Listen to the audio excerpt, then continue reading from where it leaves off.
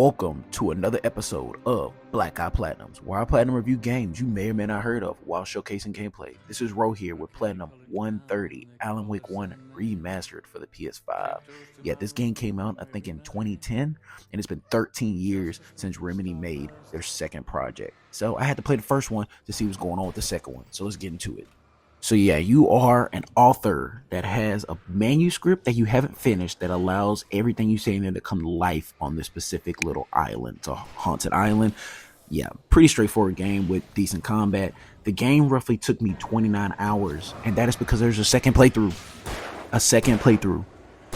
If you're gonna have a second playthrough, it better be worth having a second playthrough, because the nightmare mode, yeah, if you like a challenge, cool. But there's a reason why they don't have it in the second game. Okay, because of these manuscripts. You got to collect so many manuscripts, and you need to play on the nightmare mode just to collect, I think, 10? I think it's 10 manuscripts across 6 chapters. Yeah, the chapters aren't even that long. It's 6 of them. You know, you got these ridiculous collectibles that, in my opinion, really take you out the game because they're so out the way. I had to use a guide. If I wanted to beat it the most efficient way possible, I had to use a guide, because some of these collectibles you have never found without a guide, and if you did, you like wasting a lot of time, because there are a lot of places you go searching around that don't have the collectibles. Like, you have to get this TV, you know, you have to sit there and get, you know, all the TVs across one playthrough, even if you're in an action sequence or not, like this TV, you know. And then you have this jukebox one where you have it in, I think, the second chapter, and then you have to get it again way later in like the 5th chapter. So yeah, and then you have this trophy right here. Just proved to me that I think it's old games that do this. So being that it's a remaster, this trophy is you have to sit here for 3 minutes just listening to this cassette tape. I think that only happens for games like this because when you remaster or remake them, they keep the same game and they're just making up a trophy because they probably didn't have good trophies back then or at all. So you just gotta just take it for what it is. Or it's the same trophies as before, which was completely crap. These trophies are pretty bad.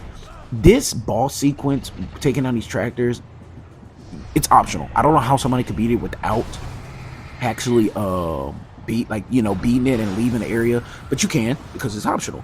And you got other poltergeist trophies as well, like a train, and then you have to take down enemies with the truck. A lot of different kills. We have to use all the weapons to take down enemies: the shotgun, hunting rifle, the revolver, flashbangs, flare gun. Yeah, there's a lot of trophies that are associated with taking down enemies, and the enemies are there's a variety, you know, like you got environmental kills right here, but there's a variety, you know. In my opinion, I think the concept of using the light to take down the enemies was pretty cool at first, again, until you realize your lights are just trash. This is probably the best version of the lights, using high beams from a giant machine. So yeah, the searchlight itself could definitely take down most of these enemies, which is why you have to use a gun.